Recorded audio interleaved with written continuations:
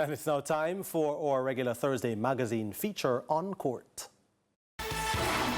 Marketing executive Karen Baugh could be regarded as being weeks away from becoming the third president of Netball Jamaica in the last decade. This is so as at the moment she is the only candidate to put her hat into the ring for the position, which will become vacant at the end of February as current president Trisha Robinson has demitted office. Baugh revealed her intentions when she appeared on CVM TV's Fan Central recently. Possible from the point of view that the president or articles demand that the president has to have served 2 years on the board. Right. So a current board member could decide to throw their hat in. How many board members are they? There are 10. 10? Yes.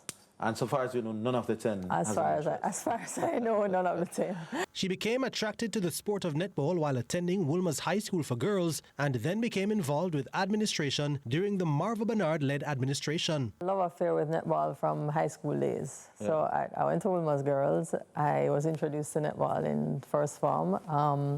By second form, I was on the school team.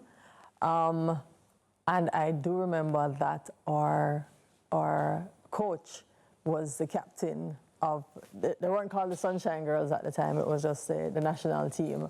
And that really made an impression on me. So I followed netball since then. I've played at a low level, obviously, since high school, played business house, but been in administration.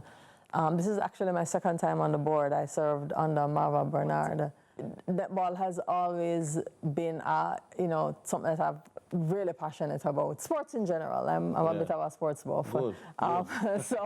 So that transition, and I've said it to Mrs. Bernard before. I don't remember when or how I met her, but I do remember her talking to me about marketing of netball because my day job is in marketing. Baugh believes that she can bring a lot more to the sport. I mean, netball is a big sport in Jamaica. It's played right across the island. It's played at many levels, from school level through to clubs, through to the national level.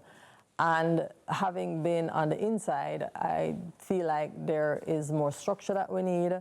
There is more attention that we need to pay to governance. We do have a responsibility to our members to report with transparency on financial matters as well. She added that a proper structure should be in place for the development of the younger players if Jamaica is to maintain its challenge for global titles. Podium to win a Commonwealth Games or the finals, or to win the World Cup. Right. And we do believe that the Sunshine Girls have it in them to be at the top of that podium.